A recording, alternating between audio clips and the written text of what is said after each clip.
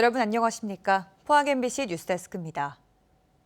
경상북도가 산림청과 함께 소나무 재선충병 피해 지역에 대한 수종 전환 사업을 추진합니다.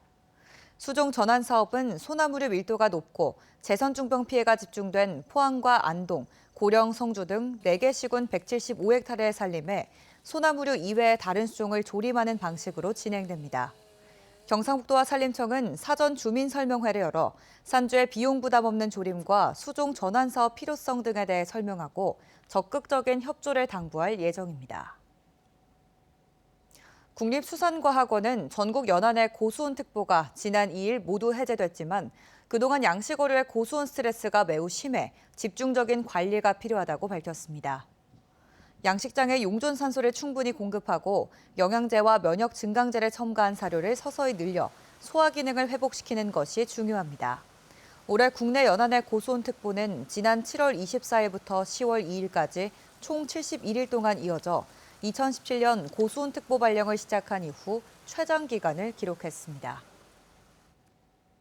물가 안정을 이유로 특정 수입품에 대해 관세를 일시적으로 낮추는 걸 할당 관세라고 하는데요. 정부가 최근 작황 부진으로 가격이 치솟는 농축산물에 대해 할당 관세를 적용한 수입을 크게 늘리고 있습니다. 그러나 현실은 물가는 잡지 못하고 우리 농업의 생산 기반만 흔들고 있다는 우려가 나오고 있습니다. 장성훈 기자입니다. 경주는 전국 최대 체리 생산지로도 유명합니다. 연간 400톤의 체리를 생산해 안정적인 소득을 올리며 지역 특화 전략 작물로 육성할 계획이지만 앞으로가 걱정입니다. 정부가 물가 안정을 이유로 올 초부터 체리를 포함한 5개 과일을 할당 관세 수입 품목에 추가하면서 가격 하락 등 피해가 우려되기 때문입니다. 가격을 떨어뜨린 데만 이제 주안점을 두고 하지, 이게 떨어질 때는 한도권 수준이 떨어지는데 그걸 회복시키거나 어느 정도 마지노선을 갖다가 뭐 정하는 거 이런 거는 전혀 대책이 없는 것 같아요.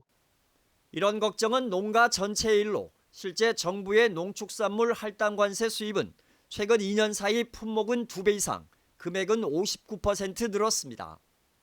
과거 사료와 가공품 원료에 국한되던 수입 품목도 최근엔 고관세인 과일과 채소, 축산물 등으로 확대됐지만 정작 기대한 효과는 의문입니다. 한국개발연구원 KDI는 이런 할당 관세 지원이 소비자 물가 인하 효과가 낮다는 보고서를 냈습니다. 소고기 등의 경우 할당 관세로 인한 가격 인하분의 49% 이상이 소비자 가격에 반영되지 않고 수입이나 유통업계가 가져간 걸로 분석된 겁니다. 밥상 물가는 잡지 못하고 오히려 농가의 안정적인 생산 기반을 붕괴시키고 농가 소득을 감소시키는 그런 악영향을 끼치는 상황이 벌어졌습니다. 이게 제일 우려스러운 대목입니다. 이에 따라 할당 관세 수입을 무작정 늘리기 전에 농가 피해에 대한 영향 분석과 수입 농산물 유통 실태 파악을 선행해야 한다는 지적입니다. 정부는 올 하반기에도 물가 안정을 이유로 50여 개 농산물과 식품 원료에 대해 할당 관세를 적용할 계획입니다. MBC 뉴스 장성훈입니다. 교권 침해와 무고성 아동학대 신고 등으로 중도 퇴직하는 교원이 해마다 늘고 있습니다. 국회 교육위원회 소속 더불어민주당 백승화 의원과 교사노동조합 연맹이 최근 공개한 자료를 보면 2019년부터 지난해까지 5년간 매년 6천여 명이 중도 퇴직하다가 서희초 사건이 발생한 지난해에는 7,626명으로 급증했고 5년 미만 저연차 교원이 1,362명에 달했습니다. 지난해 경북에서는 437명, 대구에서는 370명이 교단을 떠난 것으로 나타났습니다. 경북 곳곳에서 축제가 열리고 있는 가운데 경북경찰청은 오늘 밤 도내 22개 전시군에서 음주운전 일제 단속에 나섭니다. 주요 관광지와 고속도로 진출입로, 유흥가 주요 도로에서 음주 단속을 하고 화물차와 이륜차의 법규 위반 행위도 집중 단속합니다. 올해 들어 경북에서 음주운전 교통사고 408건이 발생해 6명이 숨지고 551명이 부상을 입은 것으로 집계됐습니다. 에코프로가 포항시에 출산 가정을 위한 3,600만 원 상당의 육아용품 상자 144개를 기부했습니다.